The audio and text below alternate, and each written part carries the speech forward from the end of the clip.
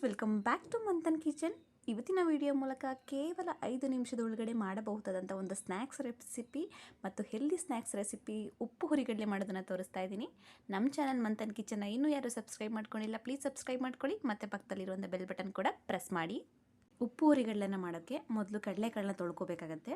ಅದಕ್ಕೆ ಒಂದು ಬೌಲಲ್ಲಿ ನೀರಿಟ್ಕೊಂಡು ನೋಡಿ 1 ಕಪ್ ಆಗೋಷ್ಟು ಕಡಲೆಕಾಳನ್ನ ತೊಗೊಂಡಿದ್ದೀನಿ. ನೋಡಿ ಆದಷ್ಟು ಈ ಥರ ಫ್ರೆಶ್ ಆಗಿರುವಂಥ ಕಡಲೆಕಾಳನ್ನ ತೊಗೊಳ್ಳಿ, ಚೆನ್ನಾಗಿ ಅರಳುತ್ತೆ. ಕಪ್ಪಗಾಗಿರುವಂಥ ಕಡಲೆಕಾಳು, ಹಳೆ ಕಡಲೆಕಾಳನ್ನ ತೊಗೊಳಕ್ಕೆ ಹೋಗ್ಬೇಡಿ. ಇವಾಗ ರೀಸೆಂಟಾಗಿ ತಂದಿರುವಂಥ ಕಡಲೆಕಾಳನ್ನ ತೊಗೋಬೇಕಾಗತ್ತೆ. ಈ ಥರ ಕಡಲೆಕಾಳು ತೊಗೊಂಡ್ರೆ ಚೆನ್ನಾಗಿ ಅರಳು ಬರುತ್ತೆ. ಪ್ರತಿಯೊಂದು ಕಾಳು ಕೂಡ ಅರಳುತ್ತೆ, ಕಲ್ಗಾಳು ಥರ ಆಗಲ್ಲ, ಗಟ್ಟಿ ಕಾಳು ಥರ ಆಗಲ್ಲ. ನೋಡಿ ಇದನ್ನು ನೀಟಾಗಿ ತೊಳ್ಕೊಂಡಿದ್ದಾದಮೇಲೆ ಒಂದು ಪಾತ್ರೆಗೆ ಸೇರಿಸ್ಕೊತಿದ್ದೀನಿ. ನೀರನ್ನೆಲ್ಲ ಸಪ್ರೇಟ್ ಮಾಡಿಕೊಂಡು ಒಂದು ಪಾತ್ರೆಗೆ ಸೇರಿಸ್ಕೊತಾ ಇರುವಂಥದ್ದು.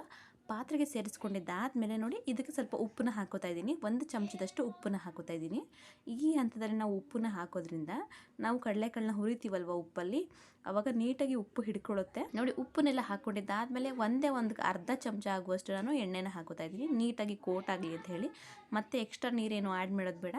ಇದೇ ಉಪ್ಪು ಮತ್ತು ಎಣ್ಣೆ ಇಷ್ಟೇ ಸಾಕಾಗುತ್ತೆ. ಇಷ್ಟನ್ನ ಹಾಕೋಬಿಟ್ಟು ನಾವು ನೀಟಾಗಿ ಕಲಿಸ್ಕೋಬೇಕು. ಇವಾಗ ನನ್ನ ಕಡಲೆಕಾಳು ಹುರಿಯೋಕ್ಕೆ ರೆಡಿ ಆಗಿದೆ. ಇವಾಗ ಹೇಗೆ ಹುರಿಯೋದು ಅಂತ ನೋಡೋಣ. ಒಂದು ದಪ್ಪತಳ ಇರುವಂಥ ಪಾತ್ರೆಗೆ 2 ಕಪ್ ಆಗುವಷ್ಟು ನಾನು ಪುಡಿ ಉಪ್ಪನ್ನ ಹಾಕ್ಕೊಂಡಿದ್ದೀನಿ. ಈ ಪುಡಿ ಉಪ್ಪನ್ನ ನಾನು ತುಂಬ ಸರಿ ಯೂಸ್ ಮಾಡೋದ್ರಿಂದ ಕಲರ್ ಕೂಡ ಚೇಂಜ್ ಆಗಿದೆ. ನಾನು ಕಡಲೆ ಬೀಜ, ಹುರಿಗಡಲೆ ಮಾಡ್ಕೊಳ್ಳೋಕ್ಕೆಲ್ಲ ಯೂಸ್ ಮಾಡ್ಕೊಂಡಿದ್ದೀನಿ, ಅದನ್ನ ಕಲರ್ ಚೇಂಜ್ ಆಗಿದೆ. ಇದು ತಿರುಗಿಕೊಟ್ಟು ನೀಟಾಗಿ ಸುಡೋ ರೀತಿ ಬಿಸಿ ಮಾಡ್ಕೋಬೇಕು. ತುಂಬ ಬಿಸಿಯಾಗಿರುವಂಥ ಉಪ್ಪಿನ ಪುಡಿಗೆ 2 ಸ್ಪೂನ್ ಆಗುವಷ್ಟು ನಾವು ಉಪ್ಪನ್ನ ಕಲಸಿ ಇಟ್ಕೊಂಡಿದ್ವಲ್ಲ, ಆ ಕಡಲೆಕಾಳನ್ನ ಹಾಕೋತಾ ಇದ್ದೀನಿ.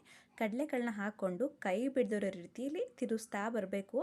ಉಪ್ಪು ತುಂಬ ಬಿಸಿ ಇರೋದ್ರಿಂದ ಒಂದು 2 ನಿಮಿಷ ಅಷ್ಟೇ, ಒಂದು 2 ನಿಮಿಷ ಈ ಥರ ತಿರುಗಿದ್ರೆ ಸಾಕು. ನಾವು ಉಪ್ಪು ಹುರಿಗಡಲೆ ನೀಟಾಗಿ ಅದು ಉಬ್ಬೋಕ್ಕೆ ಸ್ಟಾರ್ಟ್ ಆಗುತ್ತೆ. ನೋಡಿ 1 ನಿಮಿಷ ತಿರುವಿದ್ದೀನಿ ಅಷ್ಟೇ, ಎಷ್ಟು ನೀಟಾಗಿ ಉಬ್ತಾ ಇದೆ ಅಂತ. ಕಡಲೆಕಾಳನ್ನ ಹಾಕೊಂಡಿದ್ದಾದ್ಮೇಲೆ ಎಲ್ಲೂ ಕೂಡ ಒಂದ್ಸಲನೂ ಕೂಡ ಕೈ ಬಿಡಬಾರ್ದು. ಅದನ್ನು ಮಗಿಸ್ತಾನೇ ಇರಬೇಕು. ತಿರುವಿ ಉಪ್ಪು ಒಳಗಡೆ ಹಾಕೊಂಡು ಮಗಿಸ್ತಾ ಇದ್ರೆ ಸಾಕು.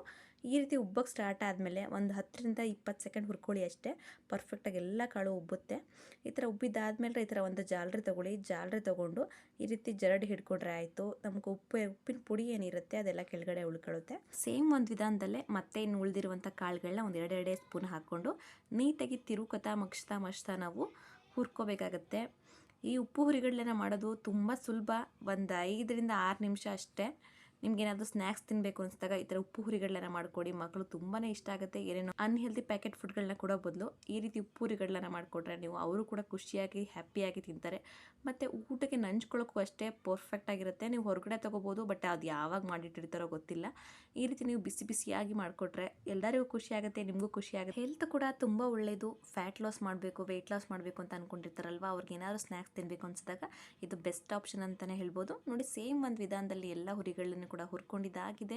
ನೋಡಿ ಒಂದು ಪ್ಲೇಟ್ಗೆ ಎತ್ತಿಟ್ಕೋತಾ ಇದ್ದೀನಿ. ಇವಾಗ ನಾವು ಮಾಡಿಟ್ಕೊಂಡಿರುವಂತಹ ಎಲ್ಲ ಹುರಿಗಡಲೆನ ಸರ್ವ್ ಮಾಡ್ಕೊಳ್ಳೋಣ ಬನ್ನಿ. ನೋಡ್ತಾ ಇದ್ದೀರಲ್ವಾ ಎಷ್ಟು ಪರ್ಫೆಕ್ಟಾಗಿ ನಮ್ಮ ಉಪ್ಪು ಹುರಿಗಡಲೆ ಬಂದಿದೆ ಅಂತ ಹೇಳಿ. ಉಪ್ಪಾಗಿ ತುಂಬ ರುಚಿಯಾಗಿರುತ್ತೆ. ನೀವು ಕೂಡ ಈ ವಿಧಾನದಲ್ಲಿ ಟ್ರೈ ಮಾಡಿ, ಮಕ್ಕಳ ಜೊತೆ ಎಲ್ಲ ಕೊಡಿ, ತುಂಬ ಖುಷಿ ಪಡ್ತಾರೆ. ಈ ವಿಡಿಯೋ ಇಷ್ಟ ಆದರೆ ಲೈಕ್ ಮಾಡಿ, ಶೇರ್ ಮಾಡಿ, ಪ್ಲೀಸ್ ಸಬ್ಸ್ಕ್ರೈಬ್ ಮಾಡ್ಕೊಳ್ಳಿ ಮಂಥನ್ ಕಿಚನ್ಗೆ. Thank you. Happy cooking.